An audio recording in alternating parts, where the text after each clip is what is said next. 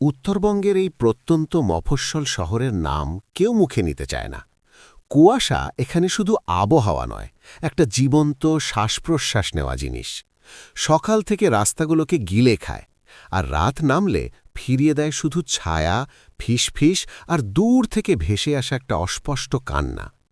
British আমলের পুরনো বাড়িগুলো এখনও দাঁড়িয়ে আছে, কিন্তু দেওয়াল থেকে পলেস্তারা খসে পড়ছে, যেন কেউ ধীরে ধীরে চামড়া ছাড়িয়ে নিচ্ছে। রাস্তায় গাড়ির শব্দ নেই, শুধু কুকুরের দূরের আর্তনাদ, আর কোথাও থেকে ঝুলন্ত ঘণ্টার মৃত্যুর মতো টুংটাং। সন্ধে নামলেই দোকান বন্ধ, দরজা জানালা লক। লোকে বলে রাতে বাইরে থেকে কেউ ঢোকার চেষ্টা করলে দরজা নিজে থেকে খুলে যায়। মহকুমা হাসপাতাল ১৯২০-র দশকে ব্রিটিশ ইঞ্জিনিয়াররা বানিয়েছিল। লাল ইটের দেওয়াল, উঁচু ছাদ, লম্বা করিডর, যার শেষ কখনো দেখা যায় না। মেঝের টালি লাল কালো চেকার্ড, কিন্তু অনেক জায়গায় কালো ছোপ লেগে আছে, রক্তের দাগের মতো, যেন কখনো পুরোপুরি পরিষ্কার হয়নি। ওয়ার্ড নম্বর ৪-এর দরজা সবসময় আধখোলা। ভিতরে ঢুকলেই ঠান্ডা হাওয়া আসে, যেন কোনো ফ্রিজারের দরজা খোলা। দেওয়ালে পুরনো ফটোগ্রাফ, ব্রিটিশ ডাক্তারদের, তাদের চোখ যেন তোমাকে অনুসরণ করে। রাতে দূর থেকে শোনা যায় সার্জিক্যাল যন্ত্রের ঝনঝনানি, অথচ কোনো অপারেশন চলছে না। ডাক্তার অভিজিৎ রায় ছিলেন ব্রিটিশ আমলের শেষ দিকের একজন উজ্জ্বল সার্জন। ১৯৩০-এর দশকে কলকাতা মেডিকেল কলেজ থেকে এমবিবিএস, তারপর লন্ডনের রয়্যাল কলেজ অফ সার্জনস থেকে এফআরসিএস। তখনকার দিনে ভারতীয়দের মধ্যে এমন ডিগ্রি খুব কম ছিল। ব্রিটিশ সরকার তাকে এই নির্জন শহরে পাঠায় নতুন হাসপাতালের প্রধান সার্জন হিসেবে। তিনি ছিলেন অসাধারণ দক্ষ। টাইফয়েড, ম্যালেরিয়া, যক্ষ্মা, যুদ্ধের আঘাত সব কিছুতে অপারেশন করে অনেক জীবন বাঁচিয়েছেন। কিন্তু তার মধ্যে একটা অন্ধকার দিক লুকিয়েছিল। রাতের অপারেশনে তিনি একা থাকতে ভালোবাসতেন। নার্সরা ফিসফিস করে বলতো তিনি যেন কারো সাথে কথা বলেন, কোনো অদৃশ্য সহকারীর সাথে। কেউ কেউ দেখেছে অপারেশন টেবিলের পাশে একটা ছায়া দাঁড়িয়ে, ডাক্তার রায়েরই মতো, কিন্তু আরও পুরনো, আরও ঠান্ডা। ১৯৪২ সালের এক ঝড়ো রাত। দ্বিতীয় বিশ্বযুদ্ধের সময় জাপানি বোমা হামলার ভয় ছড়িয়ে পড়েছিল।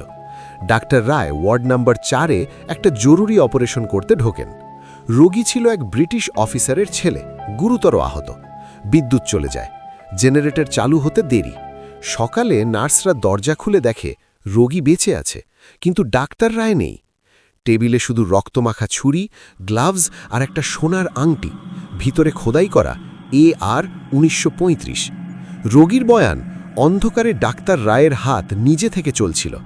রোগীর শরীরে নয়, নিজের বুকে, রক্ত ছিটকে সারা দেওয়ালে। লাশ কখনো পাওয়া যায়নি। কেউ বলে তিনি নিজেকে অপারেট করে ফেলেছিলেন, চামড়া ছাড়িয়ে, হাড় কেটে, যেন কোনো অভিশাপের বলি। কেউ বলে হাসপাতালের পুরনো ছায়া, ব্রিটিশ আমলে আত্মহত্যা করা এক সার্জনের, তাকে টেনে নিয়েছে।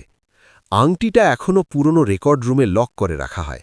যারা দেখেছে বলে কখনো কখনো নিজে থেকে ঘুরে যায়, যেন কেউ পড়ে আছে।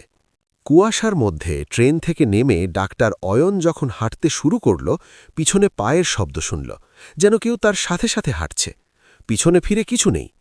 কোয়ার্টারের দরজা খুলতেই পচা রক্ত আর ফরমালিনের গন্ধ নাকে লাগল। রাত ২টোয় ঘুম ভাঙল। পাশের বন্ধ ঘর থেকে গোঙানি। দরজা নিজে থেকে খুলে গেল। মেঝেতে তাজা রক্তের একটা লম্বা লাইন, যেন কেউ টেনে ভিতরে নিয়ে গেছে। ওয়ার্ড ৪-এর সামনে পৌঁছতেই রোগীরা বিছানায় উঠে বসল।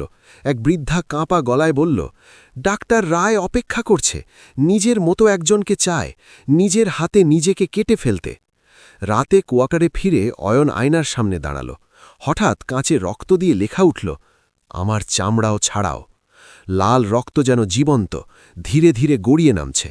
লাইট জ্বালতেই মুছে গেল, কিন্তু আয়নায় তার প্রতিবিম্বের চোখ সাদা হয়ে গেছে। মুখ খোলা, চিৎকার করতে চায়, কিন্তু শব্দ বেরোচ্ছে না। প্রতি রাতে পায়চারি এখন তার বিছানার পাশে। ফিসফিসানি, নিজেকে খোলো, আমার মতো। ঝড়ের রাত, বাইরে গাছ ভাঙছে, কান্নার শব্দ মিশে যাচ্ছে বাতাসে। ইমার্জেন্সিতে একজন রোগী এলো, মুখে রক্ত, চোখ উল্টানো। অয়ন একা থিয়েটারে ঢুকল। বিদ্যুৎ চলে গেল।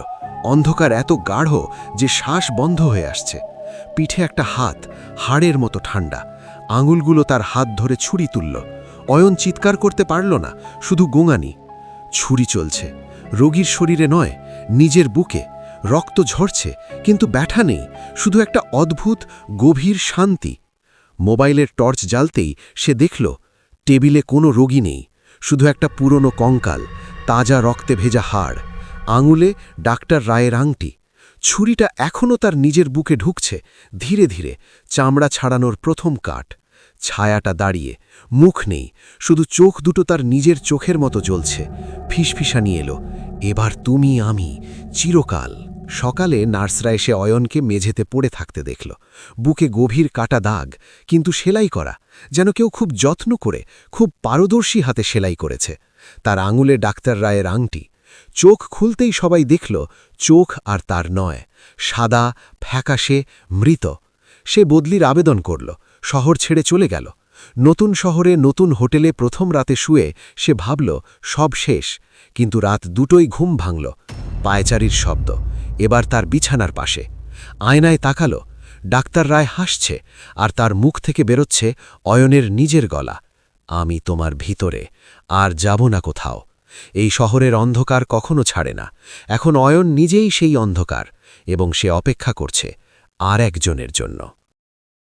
গল্পটি ভালো লাগলে লাইক দিতে ভুলবেন না। আপনার বন্ধুদের সাথে শেয়ার করুন, আর এরকম আরও রোমাঞ্চকর গল্পের জন্য এখনই সাবস্ক্রাইব করুন।